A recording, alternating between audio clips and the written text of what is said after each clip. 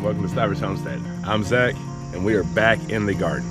So this is going to be a little stressful week for the Stivers Homestead. We'll get into detail on that at some point in our lives when we're able to do so. However, we still have a lot of farm work that's going on.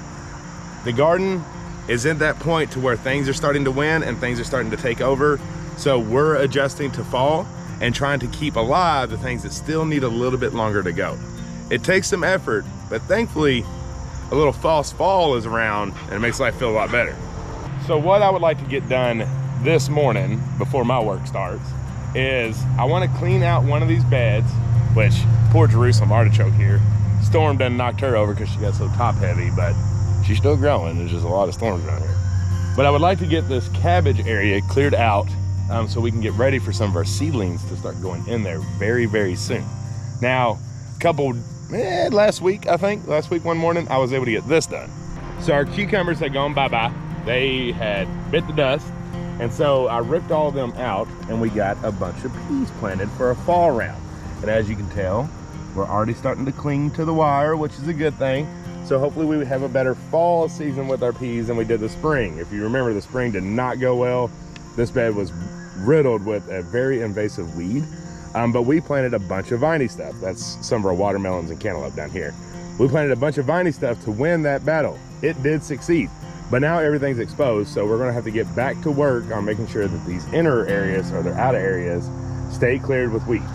So one of the areas that is starting to lose are our squash. They are finally starting to get ate up by squash bugs, but that's okay. We had a great year. It's middle of August, and the fact that I can say there's still squash, that's amazing. That's probably the longest we've ever been able to take squash and zucchini plants. So we've had our fix of those and we're good to go there. One thing insanely thriving is our okra. I mean, it is tall, as you can tell. It's taller than me, and the okra looks very healthy, nothing on it, and I'm very happy with all the okra that we're getting this year. Something else doing really well is Jen's herbs. So this is a bunch of basil. Y'all been seeing it hanging in our kitchen. She's been making pesto like crazy, freezing it and saving it back. But it's really taken off this year and doing great. Another thing still doing well that I'm really excited about is our Roselle hibiscus. Now this is a very southern plant. This is a plant that normally your lower 7, 8, 9 zones will grow. We're in 6B as a reminder. So this is something that is finally starting to take off. But the biggest thing about Roselle hibiscus is the flowering. The flowering is one of the biggest medicinal pieces on this plant. So get the flowering, we're gonna be right close to frost. So we're just watching her, keeping her going, keeping her healthy, and seeing if we'll get a big harvest out of it. However, no matter what, it's a beautiful plant, and if we do get just a few flowers, it'll be worth it all in itself. Now here's a battle we're starting to lose, and I'm about to show you, if we can find them, what it is in fact that is taking these down, because it might be something that you're unfamiliar with and you need to be aware of. You see those little yellow, black, hairy, spiky things? That is what's winning. Those are called squash lady beetle larvae. So a lot of people are very used to just your normal squash bug, which in my opinion looks a lot like a stink bug, right? But it's a squash bug with a hard shell that looks like a stink bug. That is normally what is starting to take down your squash and zucchini plants and your pumpkins and any of your viney squash varieties. Well, this is another one that you have to worry about. This is also can be considered a cucumber beetle, because the larvae turns into a yellow ladybug looking bug. So it looks just like a ladybug, but it's yellow with black spots on its back. These are bad. These are not good. Ladybugs, red ladybugs, are great to have in your garden. They eat aphids, and they are fantastic keepers in your garden to help you keep down your bug load. Cucumber beetles or squash lady beetles are not. They will completely eat your plants down. And so those little yellow things, like I said, are the larvae, and they turn into those beetles. So there's a couple things that you can do, but here's what we're gonna do. So I'm not sure if I mentioned or not, but this is actually our pumpkin plant that we have. It's one of several that we got, but we plant them in different areas for bug related reasons. But this is one of them, that's what's winning. So if you're wanting to defend your plants against squash lady beetles or cucumber beetles, whatever you may wanna call them, they are a hard shell bug. Hard shell bugs are DE, remember that. So it's diatomaceous earth. That would be what you can try to do to get rid of those kind of bugs. You can also go and actually kill the larvae. You can go just squeeze them all out, throw them in some soapy water, and just get them off your plants. Those are the two ways that you can try to fight this off. BT is for soft-shelled bugs, and neem oil is more for your aphids. So I don't think either one of them are really gonna help you in this situation, but DE could definitely help. So if you're gonna protect them, that's what you do. But what we're gonna do is let them stay busy with that plant right there, because if we go just a couple beds over, here is all of our other squash and pumpkins that are completely healthy and doing fantastic. So we're gonna let them stay busy. I'm gonna kill them as I see them. I'm not just gonna let them eat if I'm staring at them. I am gonna take them down. But I'm not gonna rip those plants out. I want them to stay focused on all those plants, and we'll go from there. Because if they're distracted by this plant, they might not jump over to those plants. So we'll keep it going. I keep killing them as I see them. Biggest point is let them stay focused on this one so we can get our good harvest out of the one over there. All right, y'all, that is enough talking. So now let's get into clearing out what used to be the spring season cabbage and broccoli. We need to get all of this cleared out down here and start preparing the bed. And what I mean by preparing the bed is not much. It's not much. It's getting all the weeds out. It's getting it cleaned up. And then it's letting it sit for just a couple days, because you want to see if any bugs start coming out of the dirt.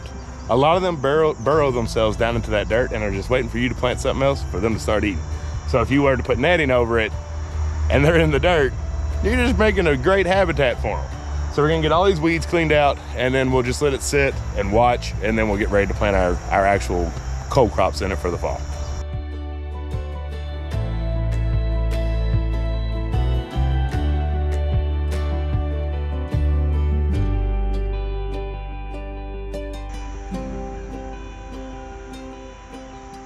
Shoo-wee, itchy, scratchy, dirty, but that was worth it. That's the importance of growing your food. You're gonna get your hands dirty. And I'll tell you what, you're gonna grow, you know what I'm talking about. It ain't for the faint of heart. Because when you let the weeds take over like that and you have to re-amend a bed and get it taken care of and cleaned up, you're gonna find a bunch of spiders. I found a snake in there, a little baby snake. I tried to get it, but it ran away, so it's still in the dirt. Don't tell Jen. I'll have to plant that and keep my eyes on it, because we do have copperheads around here, and baby copperheads are the worst. They let all their venom out and they get you pretty good pretty quick. So you got to keep your eye on things. But the most important part is, even with all the insects and things that are reptiles going on in there, you want to pull by the root. So you saw me hand pull a lot of stuff. Then I came back in with the wheel hoe to loosen the dirt. If you started with that wheel hoe when those weeds are that established, you're going to just be breaking the weeds, and then you're going to be pulling them out. But the roots are most likely still going to be intact because they're so established. That wheel hoe is great for small, if you're getting on there like every other day and you're getting the weeds out, that's just loosening the ground. That works fine. You don't have to hand pull the little ones. But when they're big, you're most likely not getting as much as you could by hand doing it. So when you're in there grabbing, just make sure you're trying to grab by the bottom. Safety first, obviously. Maybe wear gloves, unlike I did, something that kind of protects your arms, and try to pull out by the root. Because if you don't, you're really just wasting your time. You're getting the greenery out, and in a couple days, they're all gonna be back sprouted. So, as you notice, that wasn't perfect, right? There's still some little green that's hanging in there. We're gonna do this a few times before we plant in it, and we're gonna really make sure it's cleaned out. Now, one thing I did notice on one end of that bed, it's a little low on dirt, and that's probably from erosion, just from all the rain we've had this year. It's been so much here in southeastern Kentucky. So I'll probably add a little bit more of our soil on it, maybe some compost just to kind of fill it back up. That'll also help with your weed suppression as well, having at least 10 to 12 inches of dirt before you plant your plants, because then anything coming from the bottom hopefully will be smothered out. But you know, that's part of it. But that technically is how you just amend a bed. It's getting everything out of it. It's loosening the soil back up.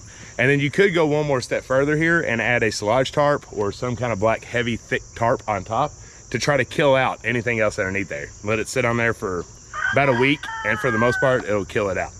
We don't have any at the moment. I've been using all of our tarps that we have for other things. So it'll be okay. We'll just come back and we'll just keep disturbing the soil, keep pulling out any weeds that pop up for the next few days, and then probably next week we'll get our plants in the ground. But it's part of it. So I hinted at the beginning that this might be a tough week for the Stivers homestead. We'll see what happens. It's just some other stuff in the background that's kind of happening that we have to do. But when things are like really far in question like that, first off, just have faith, right? Faith that everything will work out. But most importantly, don't let it distract you, anything that's coming in your life, from your purpose and what your goals are. I don't care what it is. If your goal is to grow food this year and put food back, nobody's gonna take your food from you. So go ahead and keep growing. Keep growing no matter what happens. We're all gonna be faced with a bunch of struggles within our life, and the most important thing we can do is continue to move forward. Jen and I, we're taking this to try to turn it into growing more food and having better health, because we've noticed that since we've kind of came under this and it's been a long process, our health isn't where it was beforehand.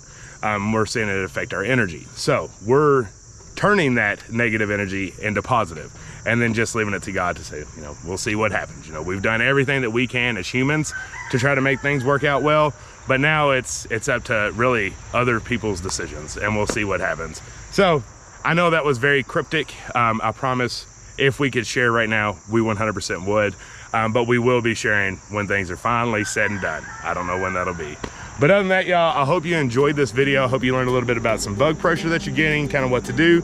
And I hope you learned a little bit about amending beds and getting ready for that fall crop. Ideally, you'll never let a bed get that bad as we did.